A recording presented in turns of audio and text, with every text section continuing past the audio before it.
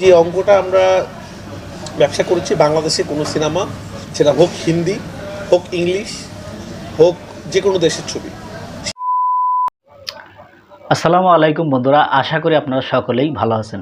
তো আজকে যে বিষয়টা নিয়ে আপনাদের মাঝে হাজির হয়েছে সেটি হচ্ছে, আপনারা সকলেই জানেন যে শাকিব খানের তুফান ছবি সারা বাংলাদেশের তুফান তুলে ফেলেছে। কোনো একটা সিনেমা হলে সিট খালি নাই, টিকিট পাওয়া যাচ্ছে না, খুবই দুর্দান্ত যাচ্ছে।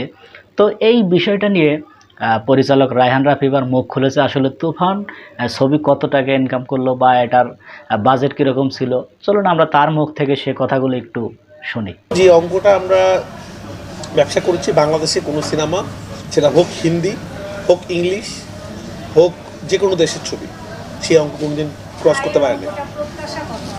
না, সেটাও আমি প্রত্যাশা তো অনেক, ব্যবসা তো সবাই প্রত্যাশা করে যে এটা কি প্রত্যাশা করে থেমে থাকবো আমরা, প্রত্যাশা করবো আমরা অনেক ব্যবসা করি। বাট যে অঙ্কটা আমরা ছুঁয়েছি সেটা সিনেপ্লেক্সের ইতিহাসে প্রথম এবং সবার জন্য প্রথম। তো এটা সবার জন্যই ভালো। আজকে দেখেন, একটা সিনেমা যদি ভালো ব্যবসা করে তখন কী হবে, আরও মাল্টিপ্লেক্স তৈরি হবে, আরও সিঙ্গেল স্ক্রিনগুলো ভালো হবে। তো আমার মনে হয় যে আমাদের সবার এখানে সাপোর্ট করা উচিত। বাংলা সিনেমা যখন ব্যবসা করা শুরু করবে, হল মালিকরা যখন লাভবান হবে, তখন আরও অনেক অনেক হল হবে এবং হলগুলোর পরিবেশ ভালো হবে। আপনারা দেখছেন যে গত লাস্ট 3-4 বছরে যখন ভালো ভালো সিনেমা রিলিজ হয়েছে এবং ব্লকবাস্টার হয়েছে, সেটা পরাণ হাওয়া হতে পারে, প্রিয়তমা, সুরঙ্গ, সেই সবগুলো ব্যবসা করেছে। সেই সবগুলোর জন্য কী হয়েছে, সিনেপ্লেক্সে কিন্তু অনেকগুলো শাখা হয়েছে এবং ঢাকার বাইরেও কিন্তু অনেক ছোটো ছোটো মাল্টিপ্লেক্স তৈরি হয়েছে। তো এই ধারাটা আমি বিশ্বাস করি তুফানের জোয়ারের পর আরও 10 থেকে 20টা মাল্টিপ্লেক্স তৈরি হবে এবং একটু একটু করে বাংলা ছবি আরও আগে যাবে ইনশাল্লাহ। এবং আমাদের তো হল কম, আমি একটা জিনিস বিশ্বাস করি, আমাদের বাংলাদেশে যদি 100টা সিনেপ্লেক্স থাকতো, স্টার সিনেপ্লেক্সের যদি 100টা ব্রাঞ্চ থাকতো, আমরা একদম 100% গ্যারান্টি সহকারে বলতে পারি 100টাই হাউসফুল যেত আসলে।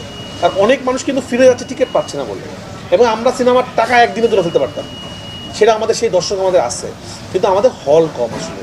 আপনারা জানেন, আজকে আপনারা কথা বলতে বা কাউন্টার সামনে দাঁড়ালে যেতে পারবেন, এখন যারা আসছে তুফানের টিকিট কাটতে, তুফানের টিকিট নাই।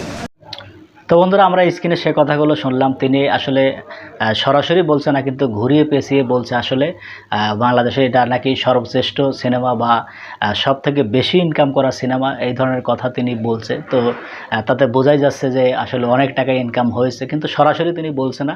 তো এই বিষয় নিয়ে আপনাদের যদি কোনো মতামত থাকে অবশ্যই কমেন্ট বক্সে জানিয়ে যাবেন। তো বন্ধুরা, ভালো থাকবেন, সুস্থ থাকবেন, দেখা হবে পরবর্তী কোনো ভিডিও নিয়ে। সে পর্যন্ত ভালো থাকুন, আল্লাহ হাফেজ।